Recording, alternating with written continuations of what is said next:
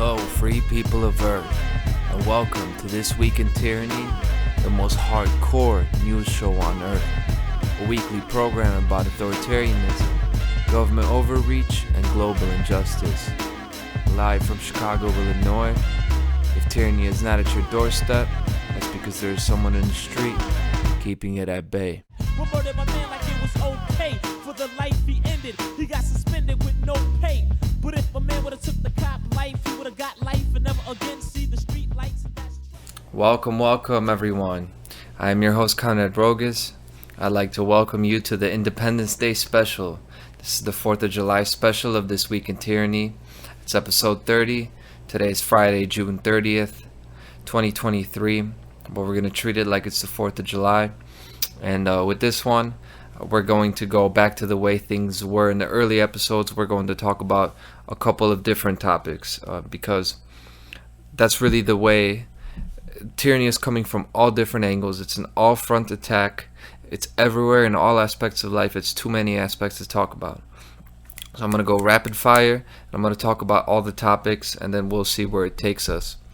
So some of the news of this week, the tyranny, we have a mutiny in Russia, right? What's happening in Russia is now there's an unexpected dog in the fight, right? The leader of the founder of the Wagner Group, the Wagner Group, which is a private military mercenary army that basically serves as a large portion of the army of Russia. Okay, so they're the ones doing all the fighting, the wrongful war and invasion in the Ukraine, but they're not just in the Ukraine. Here's where the tyranny is going to come from this, right? Both of these people are tyrants, both Putin and this guy, Sergei. It doesn't matter what his last name is, okay? He's fighting against Putin, and now everybody's all, wow, you know, somebody actually stood up to Putin, and there's a kind of a scramble for power, a struggle for power. Let me tell you what the inevitable outcome of this is, okay? Russia, whatever happens, whoever comes out on top, however long this drags out, it's going to come out a more authoritarian and warlike Russia, a harsher superpower than even before. That's what's going to happen. It's inevitably going to create a more authoritarian and war-ready Russia because there was an actual conflict, there was a struggle for power. And what is that going to do? It's going to create a more authoritarian and war-ready America. And remember, in the world, America is the most important front. It's the most important area of battle because we have all the guns and we have a history of taking down tyrants. Okay? And I say we, I'm Polish, okay? We have a history of attempting to take down tyrants, but in America it actually happened. That's why I'm here, because we're going to do it again. Now, about the Wagner Group, they don't just fight in the Ukraine.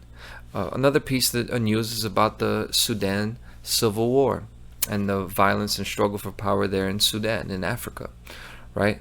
Well, funny thing about the Wagner Group, they actually are there too. They were there. This guy that now is in a mutiny in a rebellion against Vladimir Putin, he took his little private mercenary army over there to Sudan for what? For gold mining. Okay, they basically formed a relationship with the former leader of Sudan, the former ruler who was in power, and basically that guy asked the Wagner Group to come in and assist and oversee their gold mining operations because he was having a power struggle with some of the different nations and the different forces within his own nation. Now, that guy got overthrown, okay, and there's a power struggle in Sudan. And then what does the Wagner Group do? They are still there, and now they will just act on behalf of whoever is in power. And the tyranny will always be there because it's not about, there are no good guys in war.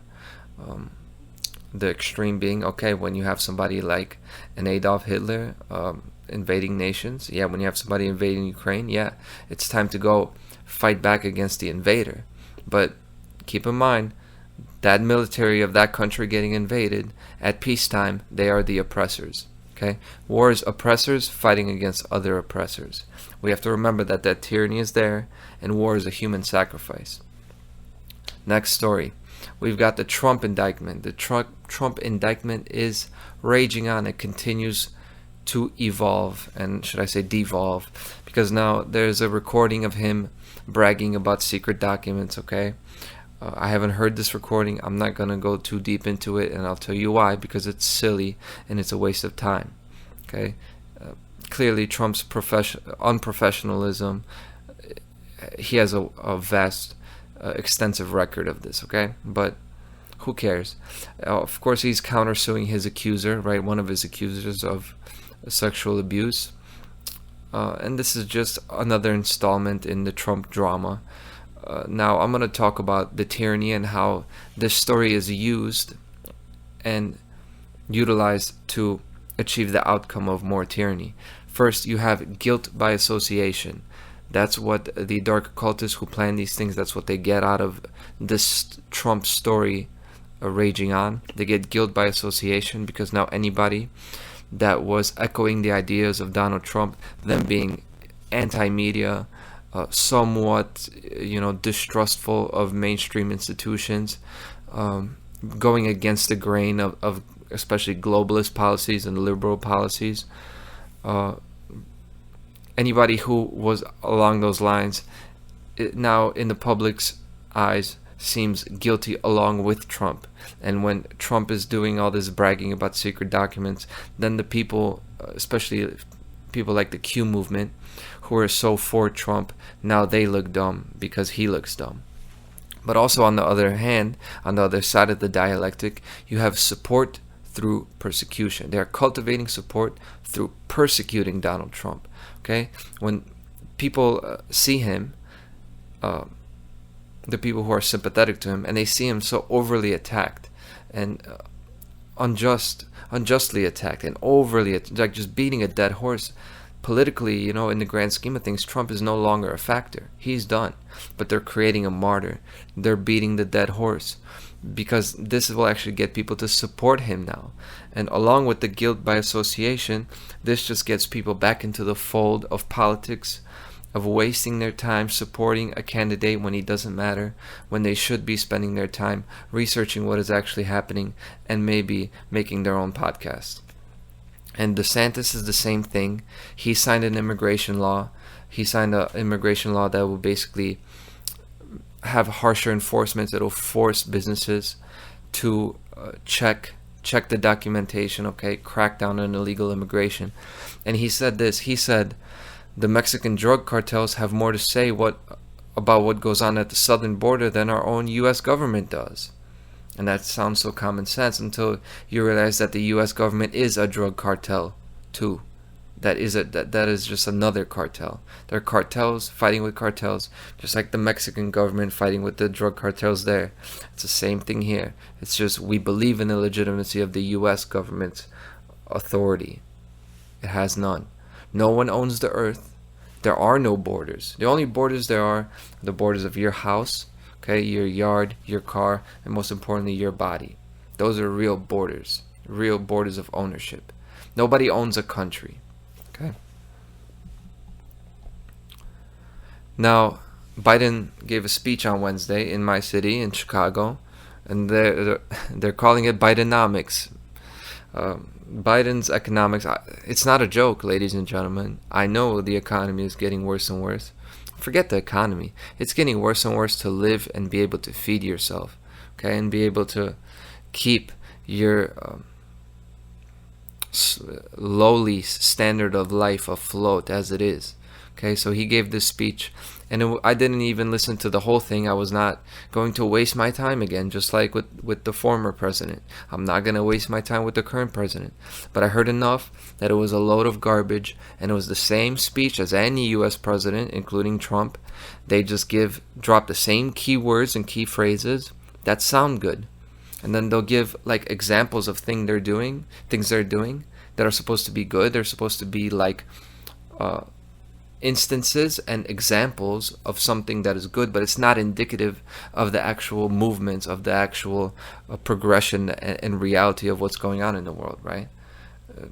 They're going to give always an unemployment statistic. You can give any unemployment statistic.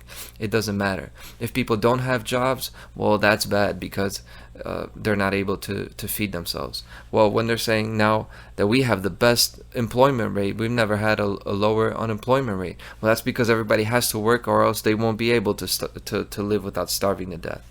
That's tyranny. That's slavery. That's the United States today, and everybody is heading towards it.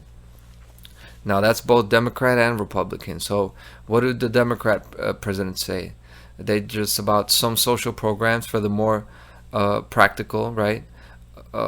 For the people who are more religious minded, they give you the motherly, emotional rhetoric. Yeah, everybody's included. We're going to take care of everyone. Nobody's alone. While they're driving up inflation and prices and slowly, in the back door, advancing the socialist authoritarianism. Now, on the other hand, what do the Republicans do? Now, they'll do some regulation reduction for the people who are more business-minded, who have a bit more money, a bit more skin in that game. And then for the people who are culturally traditional, they have the fatherly emotional rhetoric. Like, yeah, we're America. Everybody has to stand up for themselves. We're going to be strong. And meanwhile, they, in the back door, allow corporations to exploit the consumers and slowly advancing the cultural authoritarianism. And when it goes from one and the other, the authoritarianism does not get undone. It just advances. Some of the little economic things might get undone. Some of the social things might get undone. Okay, but never the authoritarianism. The control never takes a step back. No. Okay? Wanted to go through that real quick. Let's get into what we really need to get into, which is the wildfires. Now, if you're not listening from the Midwest or East Coast, maybe you haven't heard, but we got a bit of a smoke problem over here. There are wildfires in Canada, and then there was a breeze.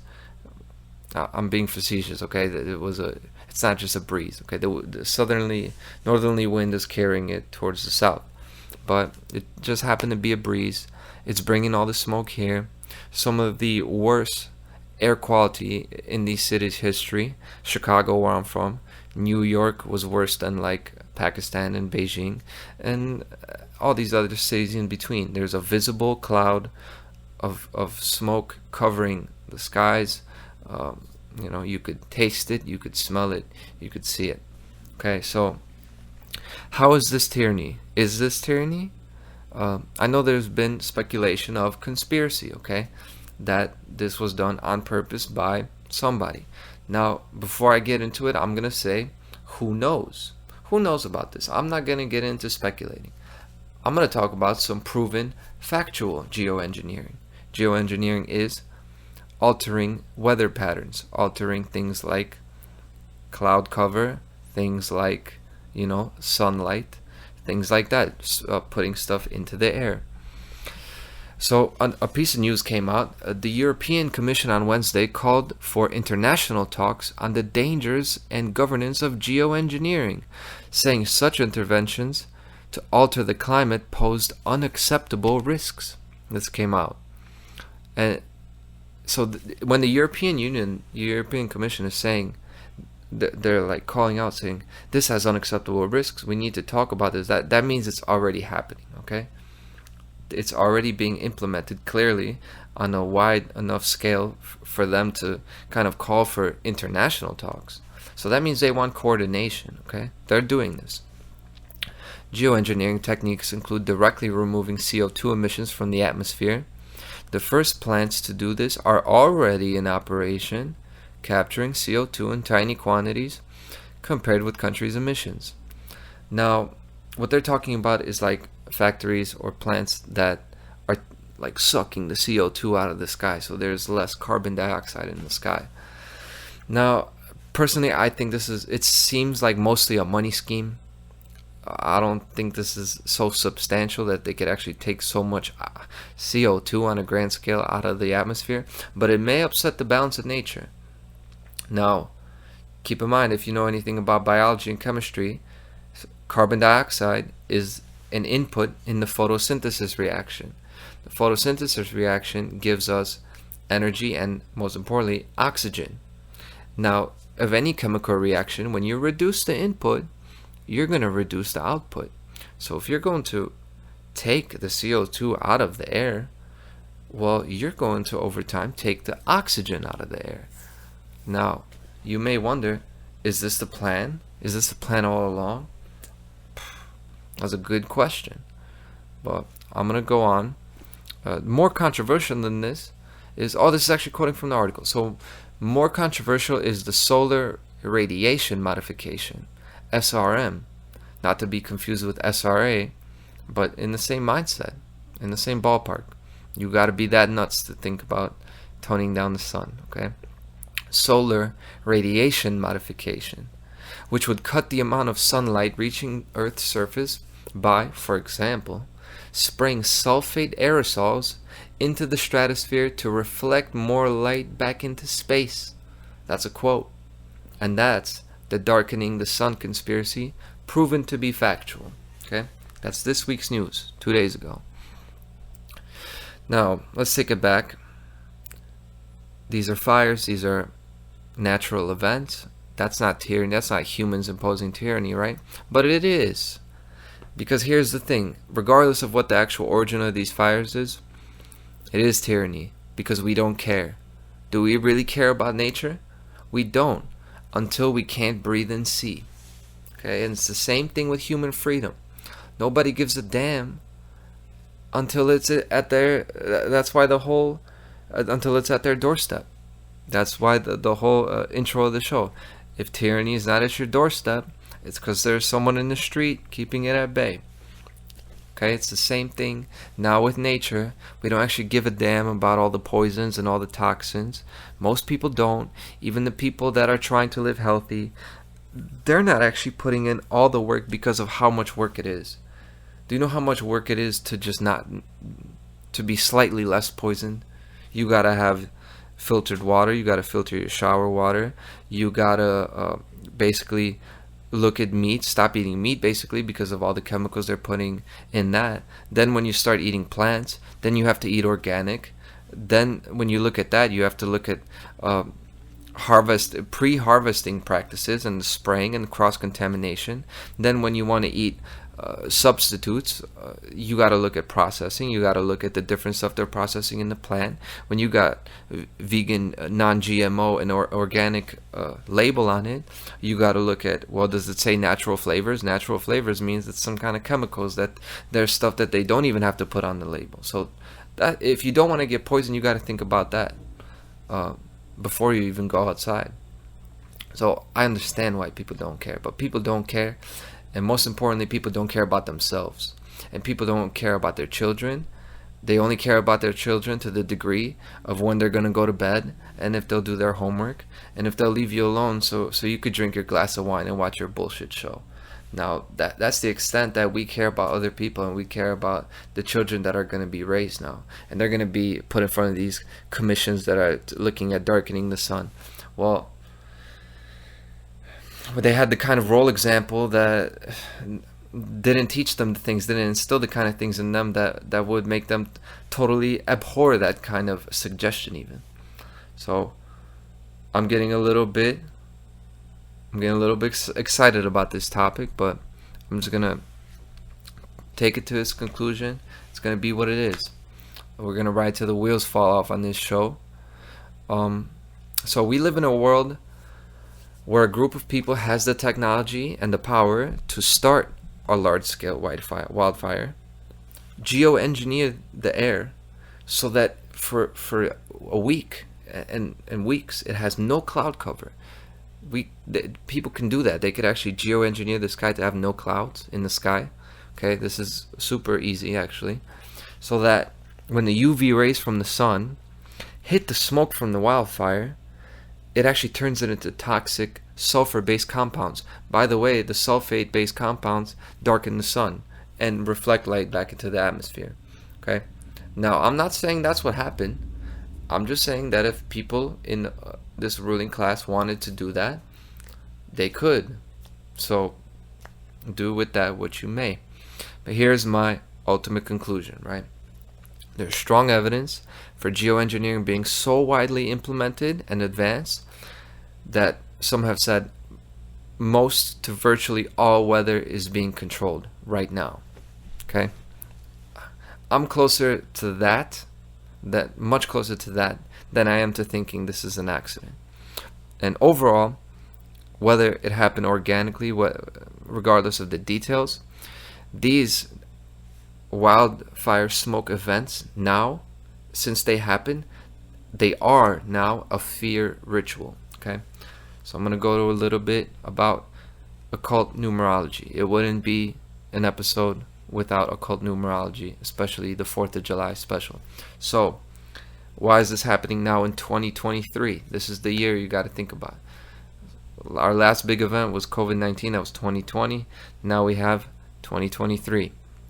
So in occult numerology, when you look at a number, the 0 doesn't count. It's just a placeholder. So you're looking at 223. You may know that 322 is the number of Skull and Bones, a dark occult Masonic order. Now 223, the reason it's significant is because you have to look at it as a degree value on a circle. So you look at a circle, and the circle is 360 degrees, and you go around the circle, you figure out how much is 223. You go past 180, and over here you got 223. 223 degrees, 223 degrees out of 360 is a number very close to, it's about 0.619. It's 0.618. And 618 is the golden ratio, also known as phi. Okay? Now, the reason that's significant is because that number is all in nature. Okay? It's the way the tree branches are distributed, their distance when they split off. Of course, the most simple example of the golden ratio in nature is in us, because our height as a ratio to our wingspan is that ratio, 1.618 to 1, or 1 to 0.618. Okay, so 2020 was all about vision. 2020 is clear vision. So COVID was about worldview. It was about changing our worldview. Now, this is not so much about worldview as it is about nature, and it's about creation. It's about muddying the air, muddying the waters, because this is a time where in 2023 is a time where we should be planting seeds, planting fruits, planting seeds that will bear fruit, okay, to create new projects, to begin new things, because there's a big creative potential in 2023. And this will totally discourage that, okay? Now, my personal feeling, my personal take on this, my hunch, is that this smoke is not as toxic as we think. Now, I could be wrong. I would err on the side of caution, but I personally don't think it's as toxic as we think it is, because so many dark occultists and Satanists live in the Midwest and East Coast especially, right? And these guys, they care about the air they breathe. They're very actually like soft physically, so they don't want to, they will not taste a drop of the toxic water that we drink, okay? So I think the unhealthiness that would be done to the air that they are actually breathing, because they still live among us, they're not like on an island somewhere or in space, I think it is limited, okay? I don't think it's that bad. I think for people who work outside, it's very bad. But I did want to say that. I also wanted to say that because the fire started in Canada and drifted into this area, which by the way is the area with most people. If you did this, you couldn't do this in the West Coast. You couldn't really do this in Florida. This gets the most people, the most populated cities: Chicago, New York, Boston, Philadelphia. All these cities where the most people are, this is where the event affects them, okay? The whole region is affected. And it was from Canada and went to the United States. Now, when it crosses the border, this makes it an international issue. It's not just a problem of the United States saying, oh, we need to do better at managing wildfires. It's international. And that fits the agenda, that advances the agenda very well, because what else is international that they want? Socialism. But what they want to get hammered down our throats so we accept the international socialism is climate change. And this is what it's all about. You could already see this being pushed. They're talking about these natural disasters associated with climate change, while of course you got the toxic train derailments and all this stuff. All these natural disasters, these climate disasters, they're supposed to fuel the international policy and global legislation. They want to get people thinking, okay, we need global change, global regulation, global top-down control, regulatory bodies that are going to be, above governments, to make sure this stuff doesn't happen again. That's why it's a fear ritual, okay? And here's how you know that this is the next big psyop.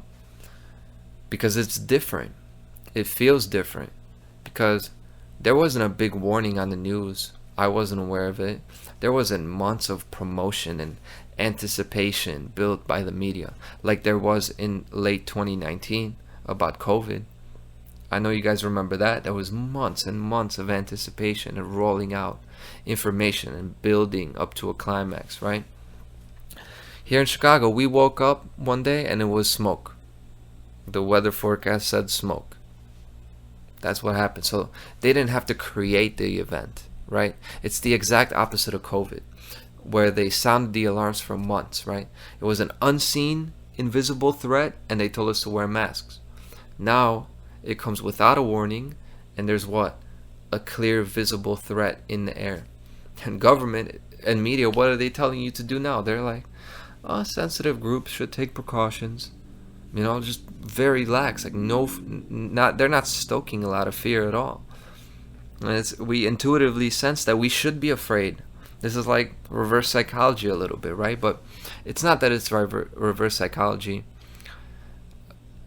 It's just that you could see it. It's such an obvious. You could see the smoke in the air. So that fear, you don't need any convincing. We can see. And actually, this is the kind of thing you want to wear a mask for. But that's why it happens now in 2023. It has to do with nature and the golden ratio and the creative potential. And that's why it happens around the 4th of July, when in the United States, the Declaration of Independence, 247 years ago, became a document that is a real thorn in the side of slavery. It's really the first and only of its kind statement of human rights of self-defense, right? That's their pandemic.